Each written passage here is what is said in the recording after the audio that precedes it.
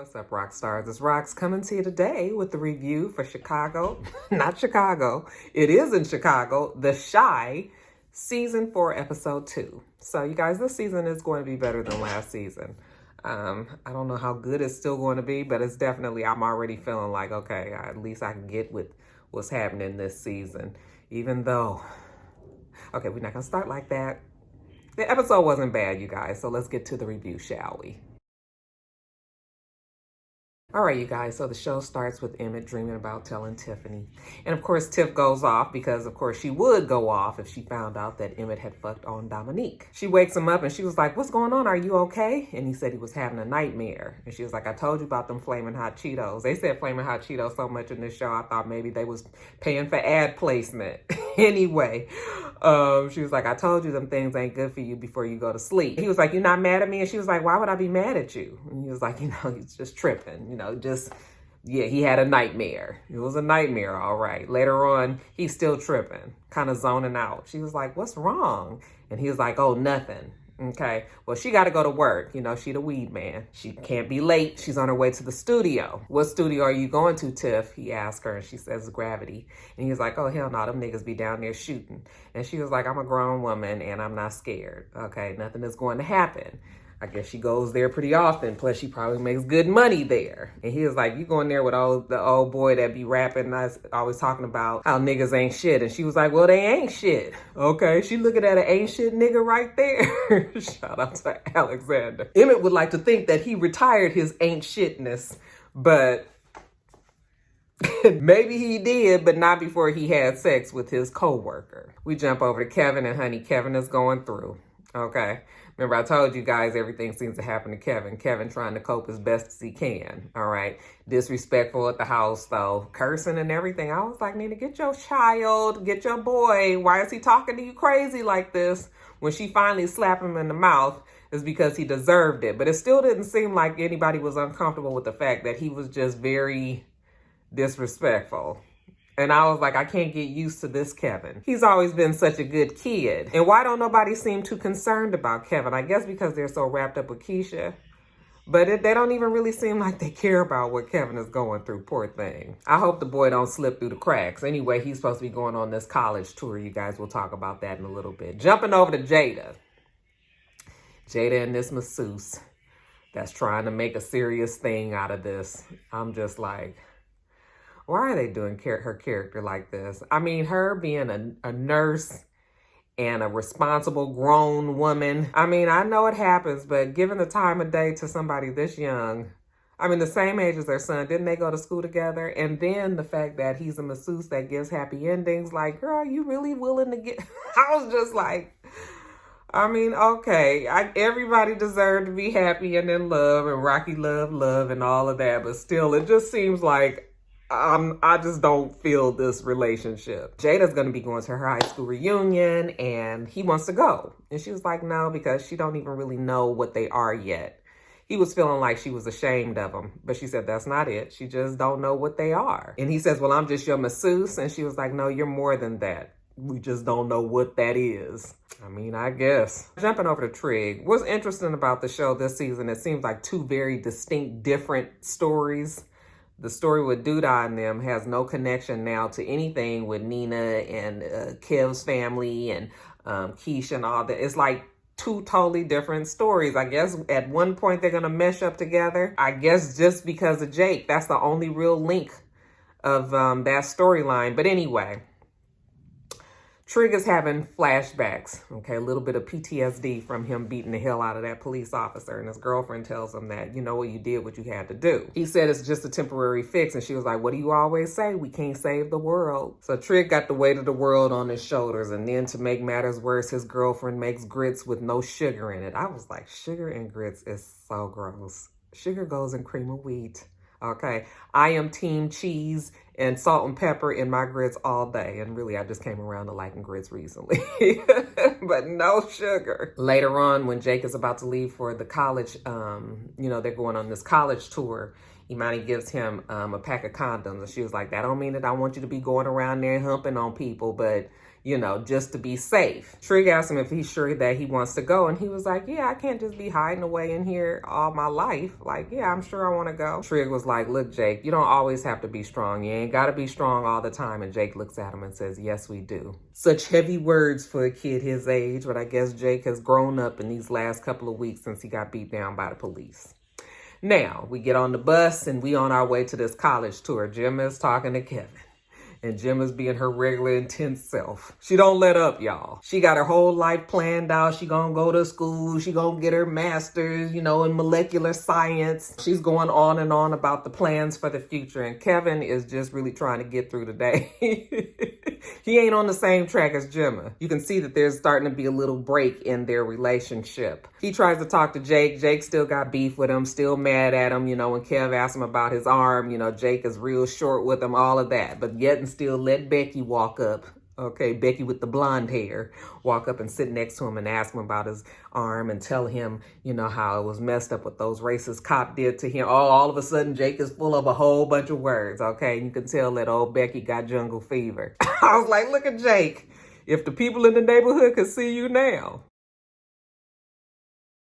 Now, Keisha, at one point, she was in school. She was a hopeful for a track scholarship. You know, she was going to go to California. She had big dreams, and then she got kidnapped and pregnant, and now her life has taken a sudden change. Keisha is working at this store, and she's got a micromanager. The lady is all over her, telling her what to do. Don't do this. Don't touch that. Don't put your elbows on that. Don't, you know, one of them types. And Keisha's looking like, Lord, this is what my life has become. When she got some go-backs to go back on the racks, she bumps into, I guess, an old schoolmate.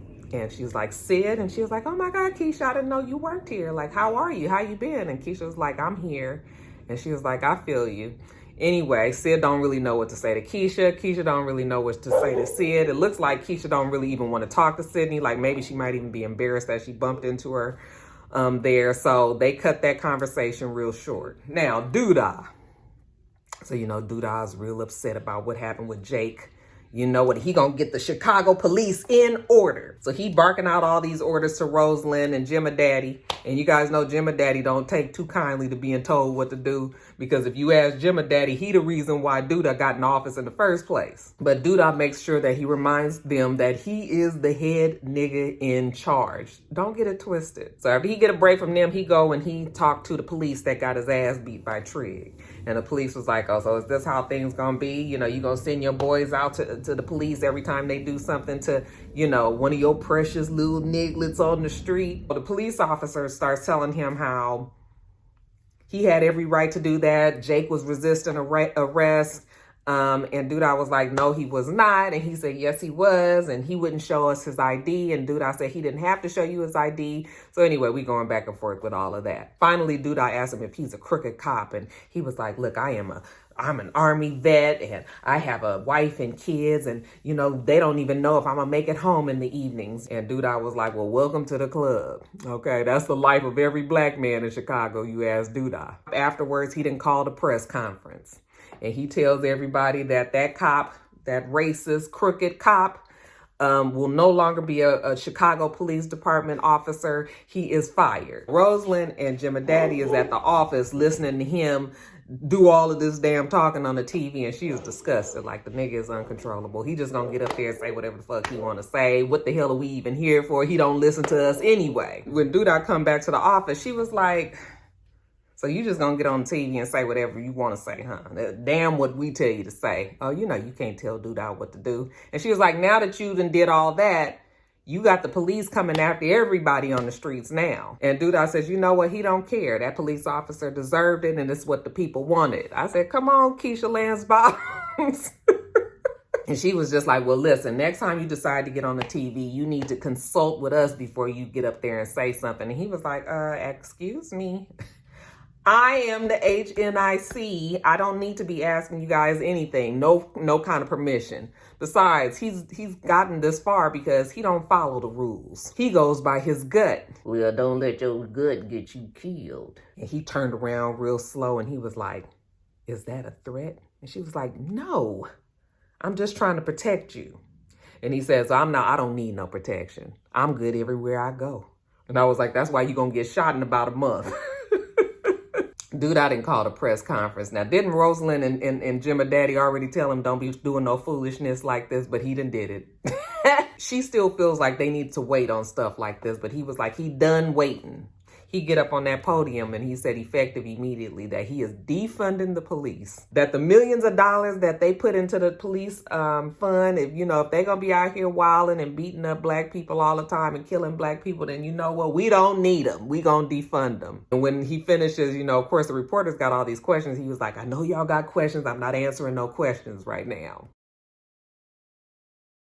Now, we see Papa. Papa's about to start a podcast. He doesn't have anything fancy. Him and Maisha are setting up in his closet so he can get at least get the sound right. And he feels kind of bad that he wasn't there for Jake, wasn't there for Kev when they got attacked by the police. And Maisha was like, well, you keep talking about it. That's how you help people. That's how you're going to be on this podcast and, you'll get the word out. And he says one day he going to be worldwide. You right, baby. One day, okay? Maybe not today, but in the future. And he said that he reached out to Van Jones, and actually Van Jones had responded to him. So he expects Van Jones to be coming to his podcast. And Maisha starts laughing like, yeah, I don't think Van Jones is coming. And he was like, what? You doubting me? I thought you said you loved me. And she was like, I do, So she's trying to explain to him that it don't work that way. Okay, you don't just start off with Van Jones. Maybe eventually, but not today. I thought you were my Coretta.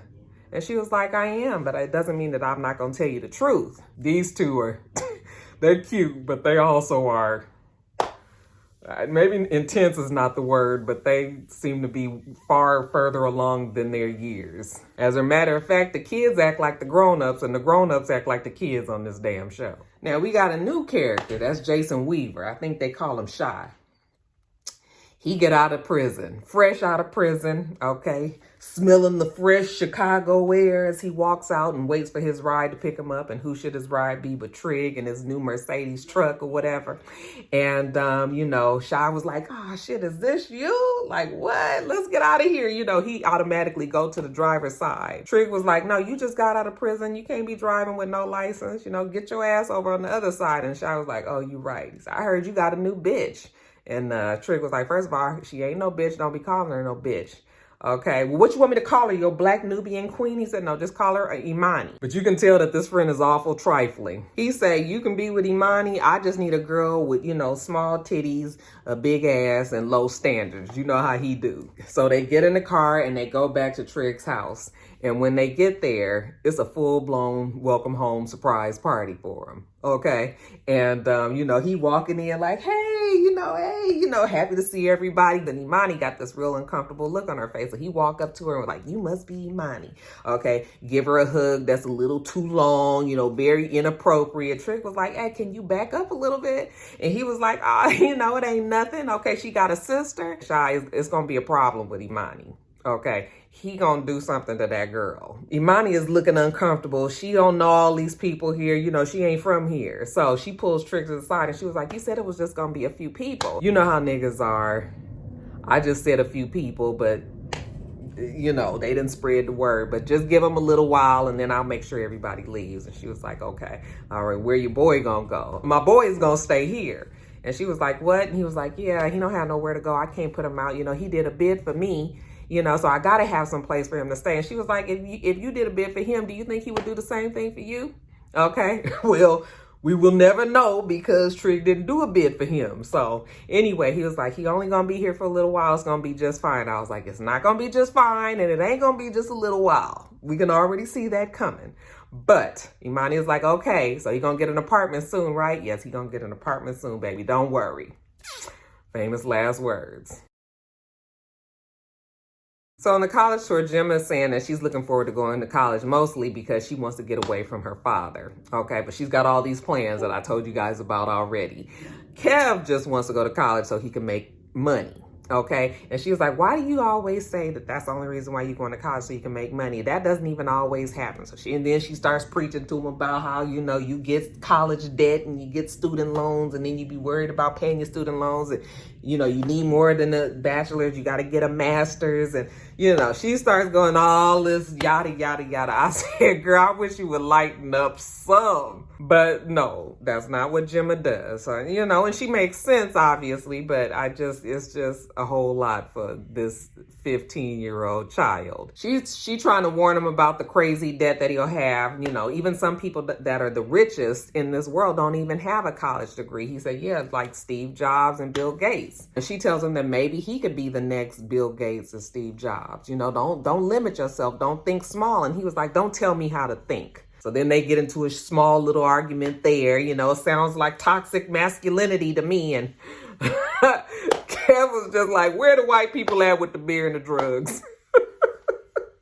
Now, while Kevin's having all these serious conversations with Gemma, Jake is in the bathroom with the white girl getting busy. Things you're supposed to do on your college tours. Finally, after he finishes, Kev catches up to him like, where you been? And Jake was like, nigga, mind your own business, okay? They walking around the building and they stumble upon, looks like some white frat boys playing video games, drinking beers or whatever. They're interested. As a matter of fact, Kev goes in there and joins in like, hey, can I play as well? And they was like, yeah, sure, why not? Okay, now he the only one little black kid in there, but they let, you know, if it's just one, maybe two, we can let them in. But that's the limit, you guys. So anyway, he goes in there and he's playing the games. And then one of them was like, hey, you ever do drugs? Hey, you ever had any shrooms? You know, you pop pills? And one guy was like, leave him alone. He's just a kid. But Kevin was like, no, I'll try it. And I was just like, Kevin, what is happening?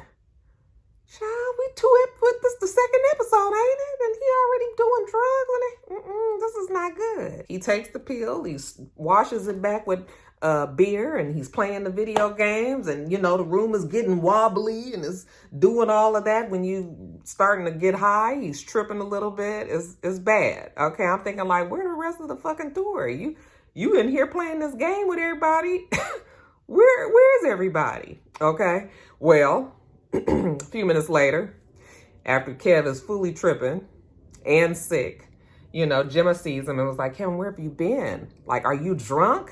And he shakes his head, no. But one of the administrators was like, that's the same question that I have. And of course, he throws up all over the place. I said, oh, Kev, that's not good. That's not good. Jumping over to Darnell and Emmitt. They're shopping for the high school reunion. At least Darnell is, and Emmitt was with him. And they're shopping at Keisha's job. So, you know, while Darnell is around looking, Emmitt and Keisha have a chance to catch up. And he tells her he knows what he got to do. And she was like, you know what you got to do about what? And he was like, I got to tell Tiff. And she was like, I've been told you that. And he was just like, yeah, you know, I just don't want to be that dude no more. Like, he got to tell her. And she said, well, you just go on and tell her, and then you don't be that dude anymore. As far as Keisha, how you doing? And she says, you know what? She don't really know what she's doing. She don't really know what she wants to do. And he says, no matter what, Keisha, you're going to be just fine. Don't worry about it. Okay. And she was just like, you know what? Thank you so much for coming and checking on me, you know, and they hug. I do like their little friendship. You know, he does have one mature friendship in his life right now. Now, while they out shopping, Tiff is at the studio, and old boy is there, Corey Hardrick. I don't remember what his name was on the show, but remember last season, we already knew that he was interested in Tiff, okay? And she was flirting around with the idea. But I was like, girl, you playing with fire, right?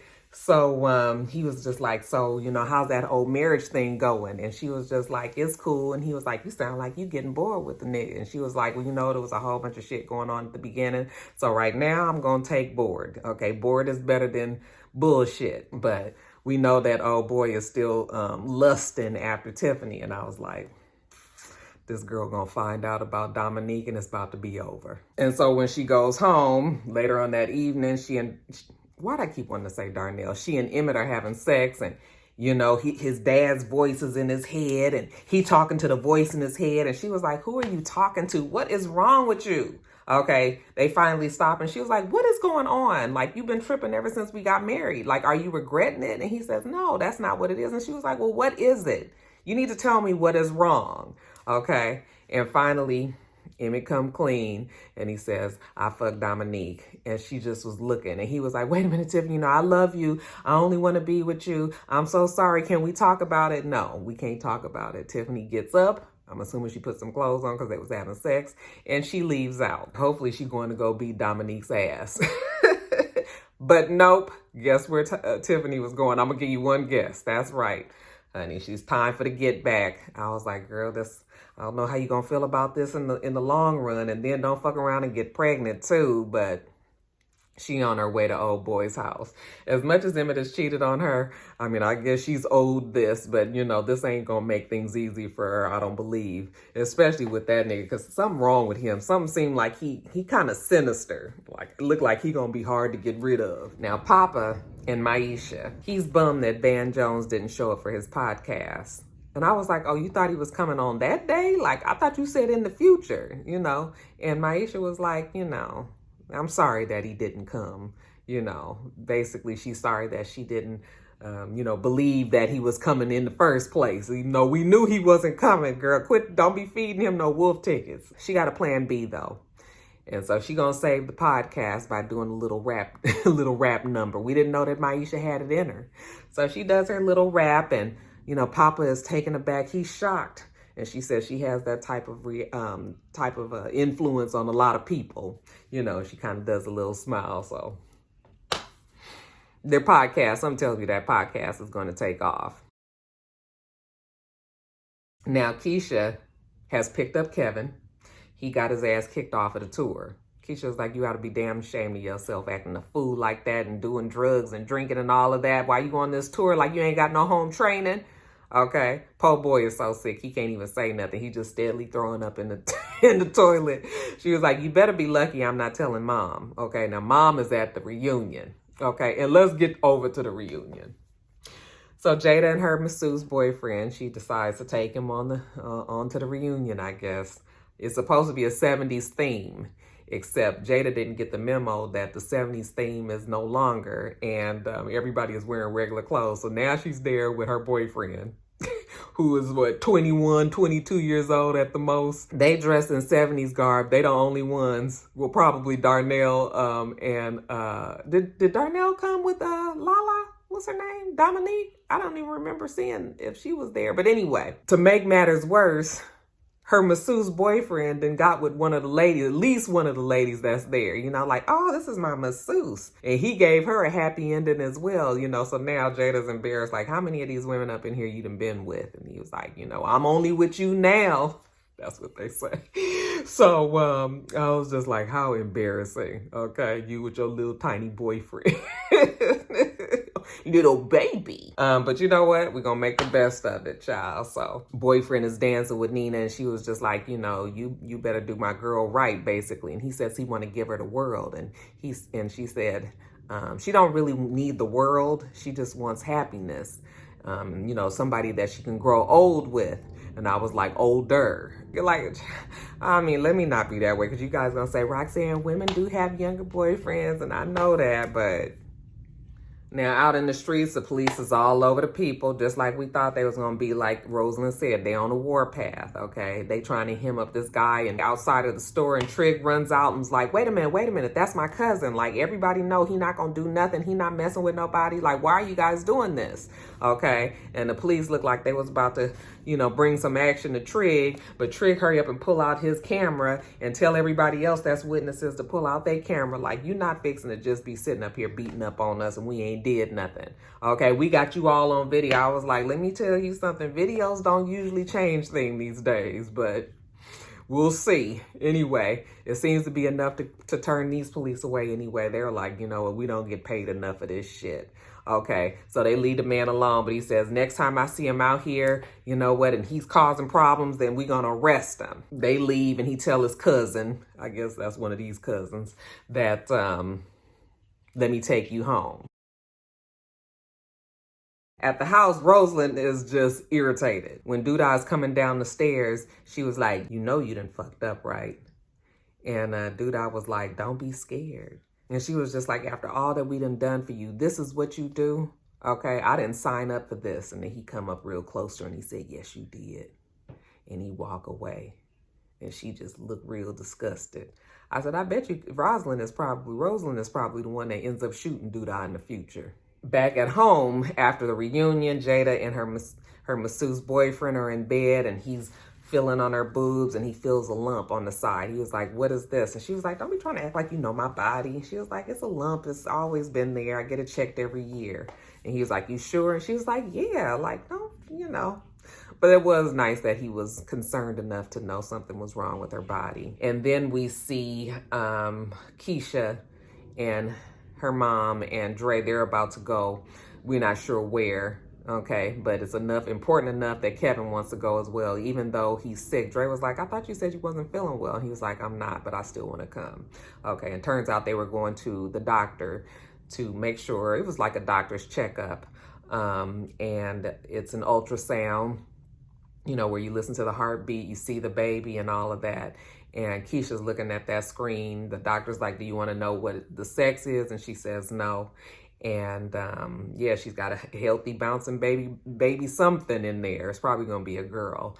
But Kevin was like, what's that sound? And she says, that's the heartbeat. Okay, so the baby is alive. And the more that Keisha looks at that screen, I was like, she's gonna end up keeping that baby. We also see that the next morning Tiff is in the bed, post-coital. Oh boy is not there, but their clothes are strewn all over the floor. She hasn't gone home, obviously. Emmitt is at home sick, looking at the door, knowing that he might have pushed his girl over the edge this time. And he's just waiting for her to come on back home. And lastly, we see that Jada did go to the doctor and get that lump check and find out that she has breast cancer. And as soon as he tells her that, her ears just ring out. And she can't hear anything else. I mean, after he said breast cancer, she just breaks out and starts crying like... I was like, oh God, Jada's about to be sick, and that makes me sad, you guys. But anyway, what did you think about the episode? It wasn't bad. Make sure you rate, comment, and subscribe to the channel. I'm itsrox. The channel is itsrox, and everything else I do will be in the bottom bar. All right? All right. So I hope that you have a wonderful, wonderful rest of your day, and I plan on doing the same. Till next time, rock stars. Bye.